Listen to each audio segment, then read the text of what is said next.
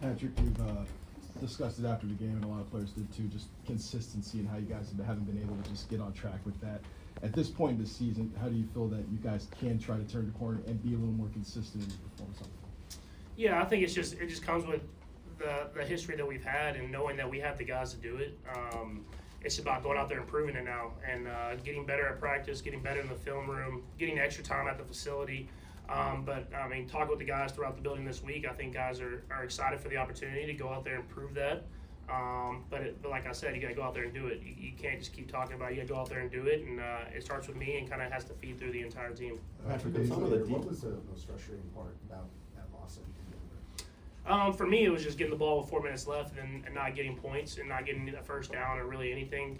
Just being in those moments before, knowing how important it is to kind of get some momentum in your team by at least moving the ball a little bit and changing the field position, and not being able to do that was big. So that was the most disappointing part for me, because even though I didn't feel like we played to our best level, our best standard, there was still an opportunity to win the football game, and we weren't able to do that. In a lot of ways, it seems like maybe the offense is better this year than it was last year. Is it just a matter of just plays and situational football?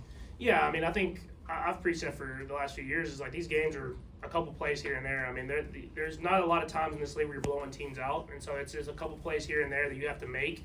And we've been able to make those plays in these last few years, and we're not doing that this year. And now it's about giving ourselves more opportunities to make those plays, and then when we get those opportunities, going out there and doing it. And so I'm excited for it. We got a lot of good football teams coming up, starting off with the Colts. But it's a great opportunity to go out there and get our season turned around and get going in the right direction. Patrick, are you seeing common denominators in particular on some of the deep passes that you haven't connected on? Yeah, I'm just not making the throws. This is pretty much the biggest thing. Guys are getting open and giving me chances to make the plays down the field. I give them chances to make plays. And I mean, if you look at the one to Taekwon later in the game, it wasn't necessarily the best thrown ball, but it gave him a chance. And I think that's something that I can learn from with guys like Xavier's early, is that it might not be the perfect pass that's going to be a touchdown and catch like that, but if I can throw the ball and just give him a chance to make a play, he'll make the play on it, and then he can make the play and score a touchdown from there. So being better there and giving guys chances usually works out. On that play in particular, Xavier one, are you seeing the same angle?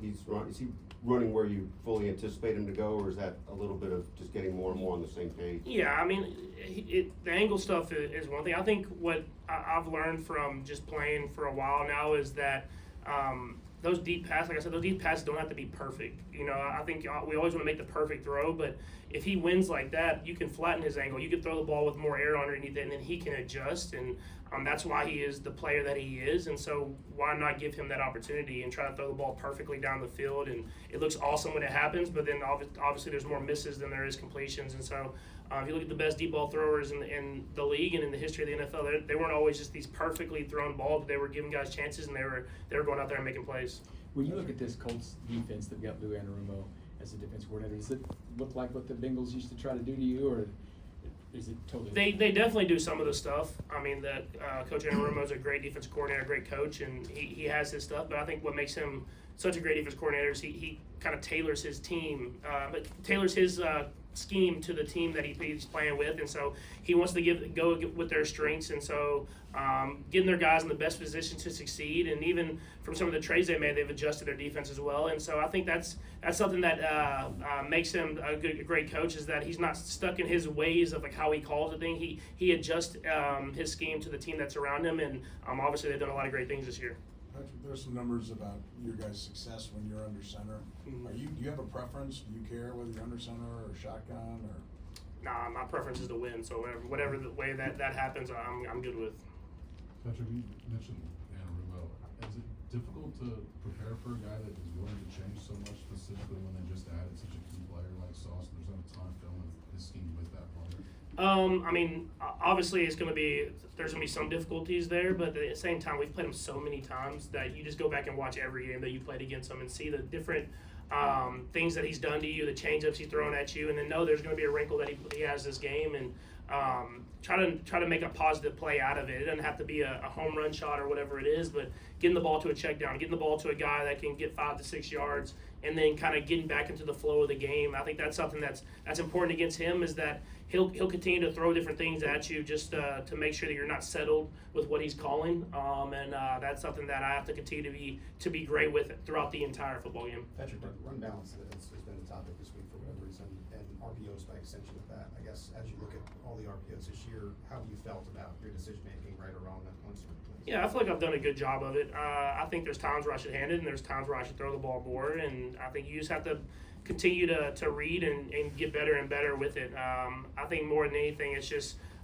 giving guys chances, either catching the ball or running the ball, even if the perfect look is not there. And so there's times where I might have thrown it, we got 5 or 6 yards, and that's a positive play, but you can hand the ball off and kind of keep defenses honest as well. And so that's stuff that I've worked with throughout my entire career, and it's something that's been huge in our offense for a long time. So I think for us, it's just continue to get better and better each and every game. Andrew, on the RPOs, following up on that, what's your process on that? How's it, the mechanics of it, as far as pre-snap reads, how much your decision is after the snap? How's it work for you? I mean, there's multiple. There's times where we coach Heck and Coach Reed and all of them. They coach multiple ways of reading it. I mean, there's times where we're reading a certain guy, and there's times we're reading coverages, and there's times where you're reading space. And so it just kind of depends on that week and the team that you're playing, and being able to adjust accordingly. And so, like I said, our goal is to get 5 or 6 yards on every single time we run an RPO, either running the ball or throwing the ball. And I think we've done a good job of that throughout the season.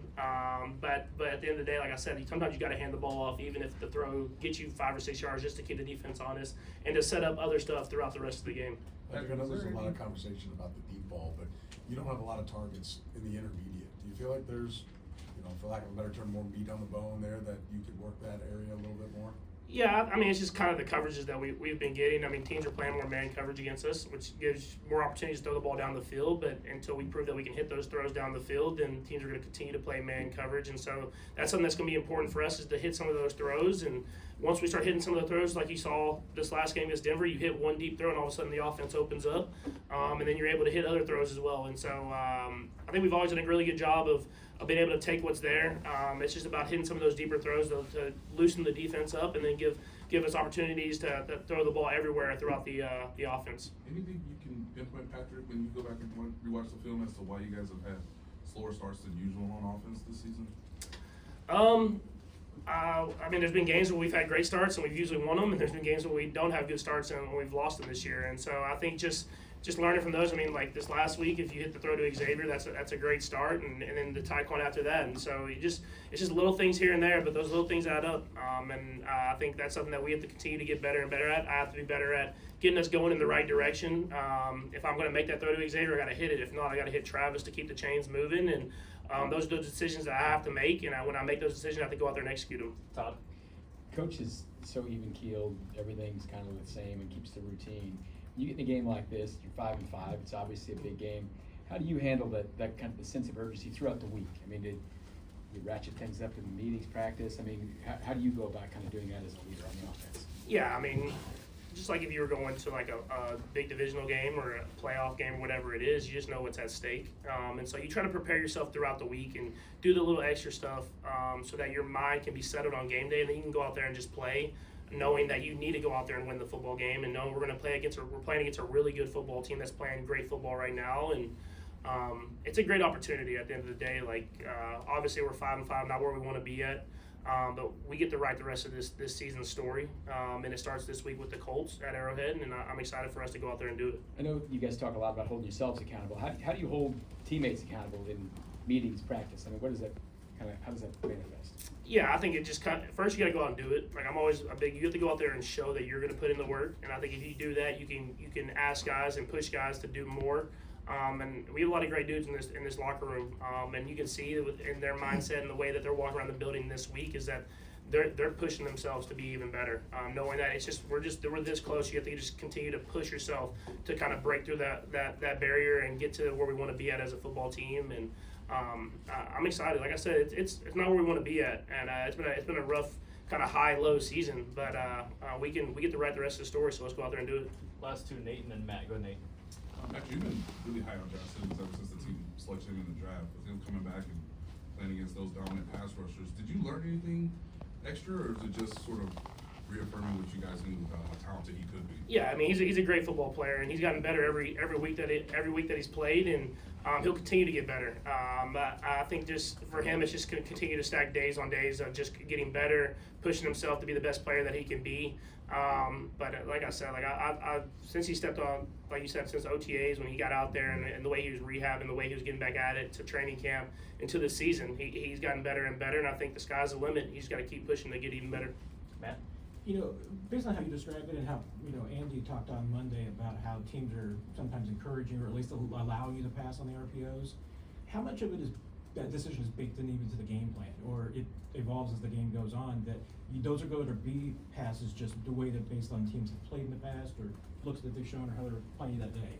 Yeah, I mean there is. I mean, like the first play of the game this last week. I mean, with that pressure, the safety pressure and like that, we knew they might get into a run blitz type thing, and you throw the ball to Rasheed, you get a first down, you kind of get the things going, and so that's the stuff that you want. But then there's times where you throw the ball and it might get 3 yards, like I did Travis later in the game, and you want to make sure that you give guys chances to run the football on plays like that. And so just reading the coverages, understanding what the defense is doing, and then making the best decision you feel like for the team. Thanks, Patrick. Thank you.